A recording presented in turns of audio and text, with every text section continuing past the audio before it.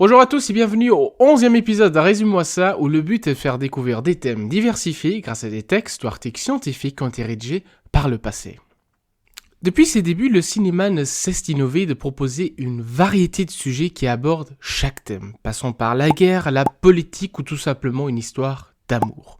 Toutefois, certains de ces thèmes n'ont pas leur place suivant le pays dans lequel on se trouve.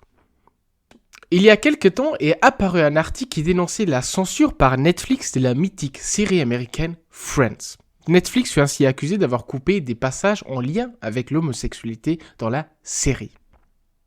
Toutefois, Netflix n'est pas sa première fois en accédant aux demandes gouvernementales. Ainsi, le film de guerre Full Metal Jacket fut retiré du site streaming pour le Vietnam, tout autant que le film d'horreur La Nuit des Morts Vivants en Allemagne. De ce fait, se pose ici la question de la censure et de ce que cela est réellement. Comment fonctionne cette censure et quelles sont les motivations qui peuvent provoquer à ce qu'un film soit coupé ou interdit de diffusion ? C'est à cette question qu'on va essayer de répondre par l'intermédiaire de l'exemple de l'Indonésie, dont un des membres du comité de censure livrait un témoignage en 1973. Tout d'abord, expliquons qu'est la censure. L'acte de la censure est défini par le Larousse comme un examen préalable fait par l'autorité compétente sur les publications, émissions et spectacles destinés au public et qui aboutit à autoriser ou interdire leur diffusion totale ou partielle. Cette autorité est en Indonésie le comité de censure LSF qui fut établi en 1926. Selon leur site web, la mission du LSF est de protéger la société contre les effets néfastes et négatifs des films, préserver l'idéologie, la morale et la culture de la nation dans l'industrie cinématographique et soutenir le développement de l'industrie cinématographique indonésienne qui promue l'idéologie, la morale et la culture de la nation.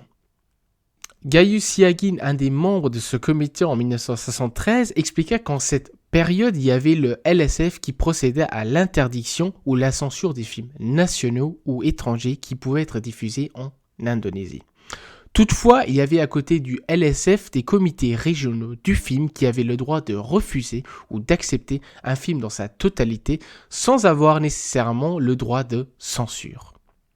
Le développement de ces comités régionaux est expliqué par Gayus Siagin par le fait que le pays est hétérogène, c'est-à-dire qu'on n'est pas tous égaux. La capitale Jakarta, où siège le LSF, est plus avancée que celui des régions et surtout, il y a des différences de coutumes et de traditions entre les groupes ethniques indonésiens. Ainsi, un film autorisé par le LSF peut être accueilli différemment à Jakarta que par la société dans une petite ville. Toutefois, il se pose ici la question sur quelle base sont censurés les films en Indonésie. On peut en effet énumérer 5 aspects majeurs sur lesquels se base le comité. On a d'une part le point de vue religieux. Ainsi sont censurés tout film contenant des idées anti-religieuses ou s'opposant à la religion. Les conflits religieux ou encore des scènes qui noircissent ou insultent une religion sont également soumis à la censure. Deuxièmement, nous avons le point de vue socio-politique. Ici sont soumis à la censure chaque film qui insulte ou tourne en dérision les mœurs ou coutumes de l'Indonésie, tout autant que ceux qui peuvent nuire à la formation de la conscience nationale. Évoquons également qu'un film faisant la propagande de l'impérialisme et du communisme est également prohibé. Venons ensuite au point de vue culturel où sont censurés entre autres les films avec des dialogues ou un texte qui corrompent la langue indonésienne. Le point de vue des bonnes mœurs concerne quant à lui la censure des films montrant des problèmes sexuels tout autant que des gestes et des tenues jugées indécentes qui selon le comité de censure ont un caractère graphique. Finalement, le comité de censure se base aussi sur le point de vue de la sécurité, ainsi tous les films avec des actes criminels qui peuvent être imités sont coupés dans le film. Je tiens à dire que ceci n'est qu'un bref aperçu des critères qui sont établis par le comité de censure et en réalité, il y a bien plus d'exemples et de sous-catégories de ce que je viens de décrire. Pour autant, ce sont sur ces 5 aspects de la censure que la majorité des pays où est pratiquée la censure se base. Pour qu'un film soit autorisé par le LSF, il faut que celui-ci soit approuvé par un groupe de 3 personnes appartenant au comité. Ceux-ci décident s'il s'agit d'un film qui doit porter une interdiction d'âge et surtout si le film peut être montré dans son intégralité ou si des coupures doivent être effectuées.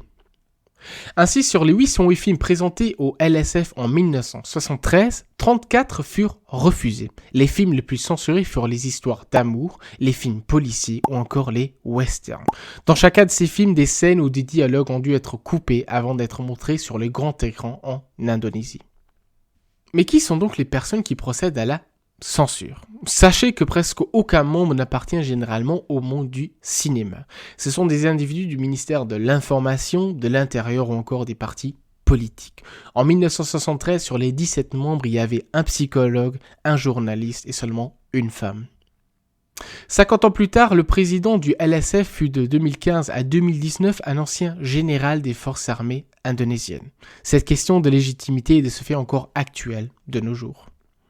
Toutefois, il est intéressant de savoir comment les censeurs se voient eux-mêmes. Gayus Siagin désigne le censeur comme une créature à deux visages. Le premier visage est celui d'un prêtre qui se sont appelés pour sauver l'âme humaine afin de l'empêcher de tomber dans le pouvoir ou la tentation du diable. L'autre visage est celui du bourreau, toujours prêt avec son épée à trancher la tête du criminel considéré comme dangereux pour la société. Pour Gayus Siagin, le censeur effectue une tâche ingrate car le censeur n'est pas aimé, il ne le sera jamais, aussi bien dans les pays socialistes communistes que dans les pays libéraux capitalistes ou dans les pays qui ont une religion officielle. Quelle que soit la décision que prenne le censeur, il ne pourra donner satisfaction à tous les partis. Dans son témoignage, il évoque aussi les difficultés du censeur de définir des critères aussi larges que possible, en ce sens qu'ils soient acceptables par un public aussi large possible, et en second lieu d'appliquer ces critères de son mieux, c'est-à-dire de provoquer des réactions ou des protestations aussi réduites que possible. Voilà à mon avis le plus grand danger de la censure. Gayus Siagin parle ici de critères larges, critères dont j'ai énuméré quelques exemples précédemment. Le problème est que si on a un si grand éventail, tout et n'importe quoi peut être censuré, et cela sans jamais se trouver hors du cadre de la loi de la censure. Ainsi, un film souhaitant montrer par exemple les conflits interethniques en Indonésie pourrait être censuré car cela remettrait en cause la conscience nationale d'unité. De nombreux thèmes sociétaux sont ainsi barrés de l'écran. Toutefois, il est important de souligner ici que la censure du cinéma en Indonésie est un héritage de l'époque coloniale hollandaise. Rappelons-nous que l'Indonésie faisait partie des Indes orientales néerlandaises. Ainsi, au début des années 1900, fut également établi un comité de censure par les Néerlandais qui veillait à ce que ne soit montré aucun film pouvant porter atteinte aux bonnes mœurs et provoquer des troubles publics. Ces éléments furent repris plus tard par le LSF. Il serait en effet faux de penser que la censure ne touche que les États religieux ou dictatoriaux qui souhaitent conserver leur emprise. Dans de nombreux pays européens comme dans les États-Unis, la censure est également effectuée à des degrés différents. Ainsi, il exista une période où les cinéastes américains ne pouvaient évoquer le mot avortement. Le progrès de la société a permis une libération de le monde cinématographique qui aborda des thèmes nouveaux. Pour ma part, je ne peux qu'espérer un recul de cette censure qui limite fortement l'aspect créatif des cinéastes et empêche une société de traiter à travers un film un sujet déplaisant. En tout cas, j'espère que cet épisode vous aura plu. Je vous invite à rejoindre ma page Instagram dont le lien se trouve dans la description et on se retrouve pour un prochain épisode de Résume-moi ça.